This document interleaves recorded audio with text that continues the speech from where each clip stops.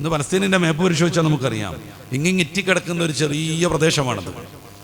മുഅ്മിനീങ്ങളുടെ അഭിമാനമാകുന്ന ഖുദ്സ് അടക്കം, ജെറൂസലേം അടക്കം കവർന്നെടുക്കുകയും അതിനുവേണ്ടി നിരന്തരമായി അവരെ പോറ്റി വളർത്തുന്ന ഭീകര രാഷ്ട്രങ്ങളുടെ പിന്തുണയോടുകൂടെ യുദ്ധം ചെയ്യുകയും അങ്ങനെ ആ നാട് കുട്ടിച്ചോറാക്കുകയും ചെയ്തു ഈ ജൂത സയനിസ്റ്റ് രാജ്യം. അവർക്ക് ബൈബിളുമായി ബന്ധപ്പെട്ട കുറച്ച് ചർച്ചയ്ക്ക് പ്രസക്തിയുണ്ട്, ഞാൻ അങ്ങോട്ട് പോവല്ല. പണ്ട് വാഗ്ദാനം ചെയ്യപ്പെട്ട ഭൂമിയാണതെന്ന് പറയുന്നു. എന്നാൽ ലഭ്യമായ ഈ പലസ്തീനിൻ്റെ 60% മാത്രമല്ല അവരുടെ ഉദ്ദേശത്തിലുള്ളത്. ലബനാനും സിറിയയും ജോർദാനും സൗദിയും ഒക്കെ വിശാലമായ ഇസ്രായേൽ രാഷ്ട്രത്തിൻ്റെ സ്വപ്നത്തിൽപ്പെടുന്നു. അതുകൊണ്ട് ആ മേഖലയിൽ നിരന്തരമായി സംഘർഷങ്ങൾ ഉണ്ടാക്കണം. ഓരോ നാടിനെയും ഏതെങ്കിലും പേര് പറഞ്ഞ് അധിനിവേശം നടത്തിക്കൊണ്ടിരിക്കണം. പലസ്തീൻ ഏകദേശം തീർന്നു കഴിഞ്ഞുവെന്ന് നമുക്കറിയാം. ലോകത്തിൻ്റെ മുമ്പിൽ ഒരു നാണവും മാനവുമില്ലാതെ, നീതിക്ക് യാതൊരു പ്രസക്തിയുമില്ലാതെ ക്രൂരമായ അക്രമങ്ങളാണ് സയനിസ്റ്റ് ലോബി നടത്തിക്കൊണ്ടിരിക്കുന്നത്.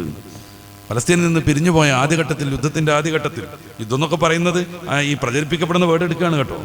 ഒരു നിസ്സഹായരാകുന്ന സമൂഹത്തിന് മുന്നിൽ അവരുടെ വസ്തുവകകൾക്ക് മുകളിൽ, അവരുടെ മക്കൾക്ക് മുകളിൽ ക്രൂരമായ രീതിയിൽ ക്ലസ്റ്റർ ബോംബും മറ്റും കൊണ്ടുപോയി ചെരിയുന്നതിന് യുദ്ധം എന്നല്ല പറയാം.